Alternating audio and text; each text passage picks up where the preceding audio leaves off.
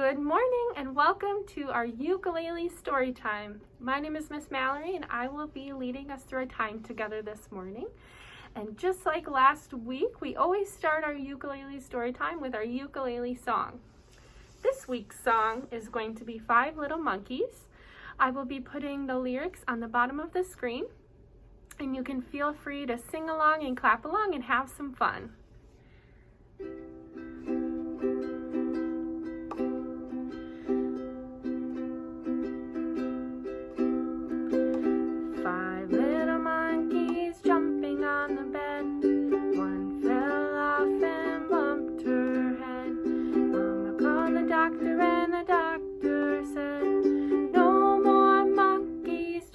On the bed.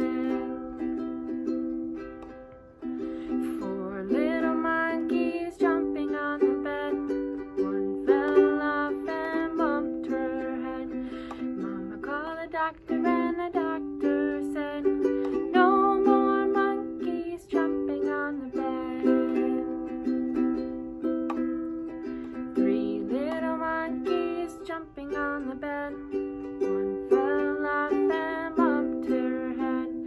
Mama called the doctor and the doctor said, no more monkeys jumping on the bed. Great job so far. Two little monkeys jumping on the bed. One fell off and bumped her head. Mama called the doctor and the doctor said, no more monkeys jumping on the bed. Last one. One little monkey jumping on the bed. One fell off and bumped her head. Mama called the doctor and the doctor said, no more monkeys jumping on the bed.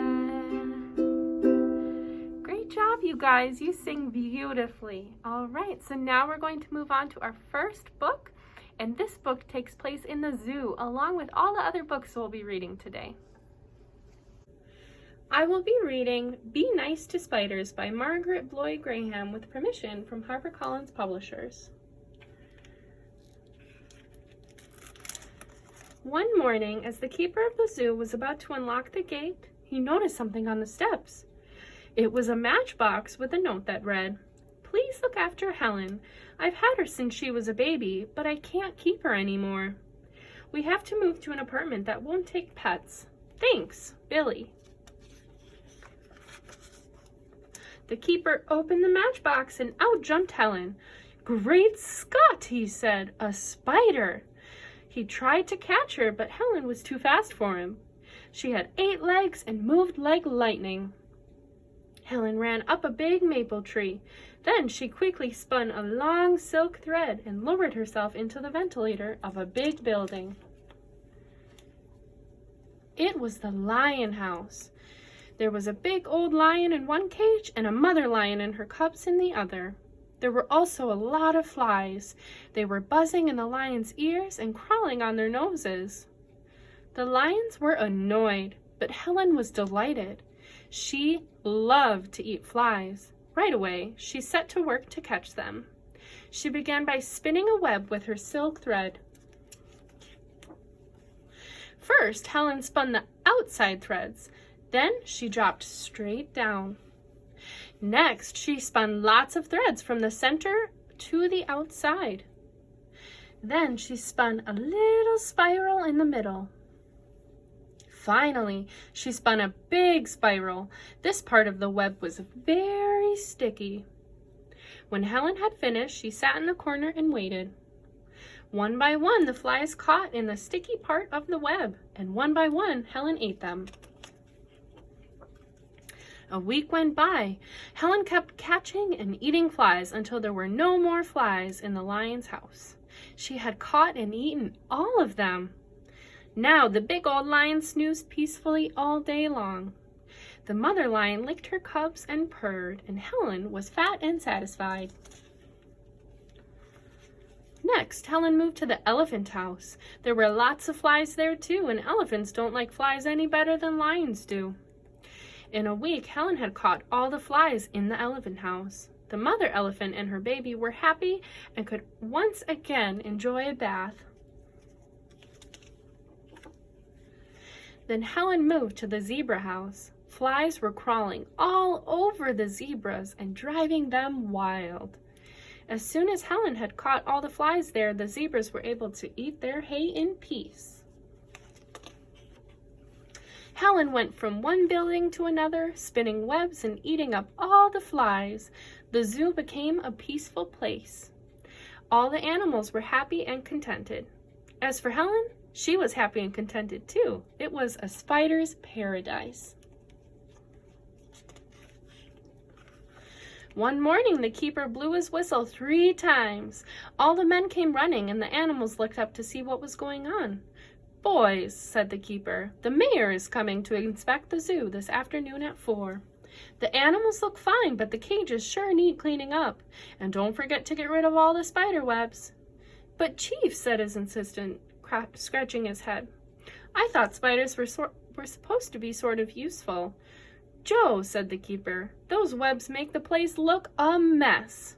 "Okay, boys, get busy." The men started sweeping the cages, then they hosed and scrubbed them down.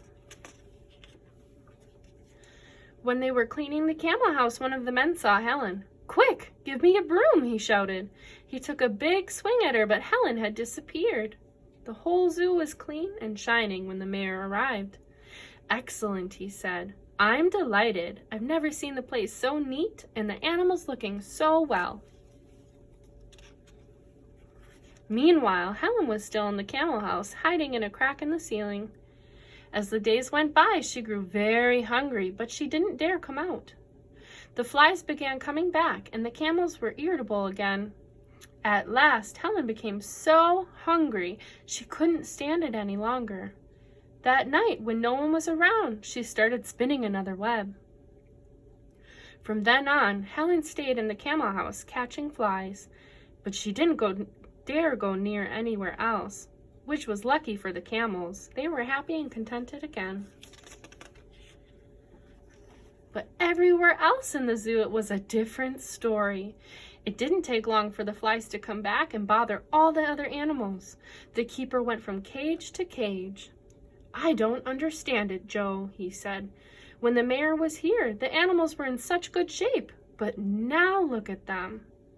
"You're right, Chief," said Joe. "They sure look miserable." Their last stop was the camel house. "Why, the camels seem fine," said the keeper. "And there don't seem to be any flies in here," said Joe. They both looked around carefully. "Look, Chief," shouted Joe. "Now I know what's going on. See that spider up there? It's eating all the flies. That's why the camels look so good. Spiders are useful." "That's what I tried to tell you the other day." "Of course, Joe," cried the keeper. "I should have known it all along. Let's call the men." He blew his whistle, and the men came running. "Boys," he said, "Joe has made a great discovery. Spiders are good for the zoo. They keep the flies from bothering the animals, and they help us do our job.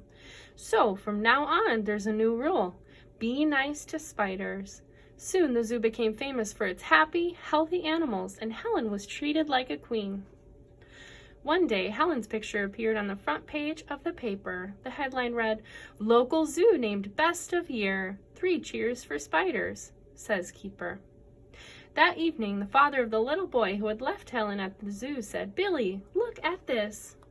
"Hey, that's my spider," shouted Billy. "It's Helen."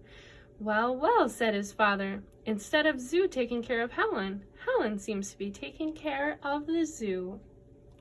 The end. All right, next we have a really fun finger play that I'm very excited about. So I brought out this glove, and what I'll be doing is I'll be bringing stickers and putting them on my hands so we can count as we do the fun rhymes. Okay, so feel free to rhyme along with me. I'll put the words on the bottom of the screen again. Okay.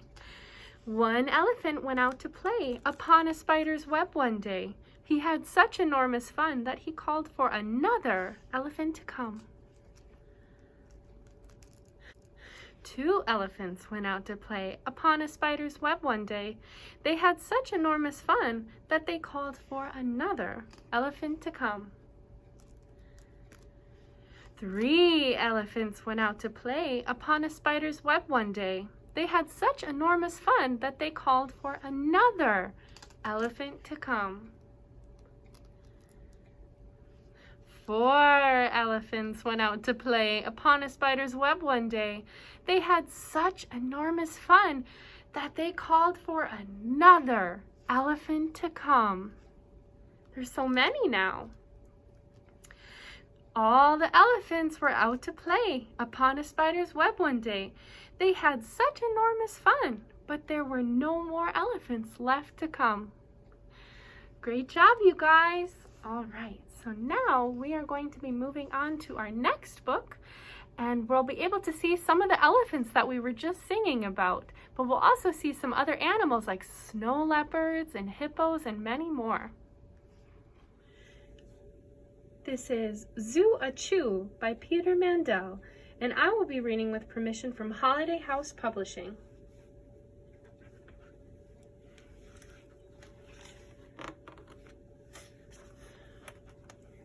It was a sleepy Sunday at the city zoo. The hippos were slow, low, and slow. The sloth was asleep, deeply asleep. Even the seals swam slowly. It was a slow zoo show. Suddenly, something unsleepy, a long, loud sound, flew through the zoo. It was a zoo achoo! Where did it come from? From the snow leopard. What did he do? Well, he went achoo! It was a leopard sneeze, just one. But the African elephant heard the sound. She raised her trunk. Ria, achoo! Elephant sneeze. Stand back. A tree was down. A fence was flat. The zoo-achoo was catching. The hippo in his mud bath felt a tickle in his nose. The zookeeper came running with nose drops and a giant tissue, but it was too late. Ka-frump! The hippo's sneeze erupted. It was a mud volcano. Oh no, cried the zookeeper. Mud was covering the animals. Is that a chocolate giraffe? Said a visitor. But then the mud began to crack. We wreck, sneezed the giraffe. Chunks of chocolatey junk rained down everywhere. People put up umbrellas. The zookeeper tried wiping the zebra with spray cleaner. Even the sloth woke up and found his washcloth to scrub. The seals subsed and rinsed. The zoo was hard at work until... At once, the whiskers on every single seal felt tickly. Froom! It was a 12-seal sneeze, all 12 zoo seals at once. The seal pond splashed up high like a gusher, gushing rings and rubber balls. Is that Old Faithful? Said a visitor. The zookeeper knew he had to act. Act fast. Flamingos were floating. Foxes were fishing. The polar bear hung on to his iceberg. It was not a slow zoo day at all. The zookeeper got the African elephant to refill the seal pond. Then he called the large animal vet. What did the animal doctor do? He made every zoo animal drink a super fizzy sneeze solution. Is that root beer? Asked a visitor. It was fizzy sneeze solution. No more zoo achoo. All quiet at the city zoo. The seal swam slowly. The sloth was again asleep. Until, what was that? It was the snow leopard, definitely not a sneeze, and not a burp. A leopard's yawn. Just one. But it might be catching. Did anyone hear it? Did the elephant? Did the hippo in his mud bath? Did you? So we have reached the end of our story time for this week, and the last thing we will do is we'll play our final song.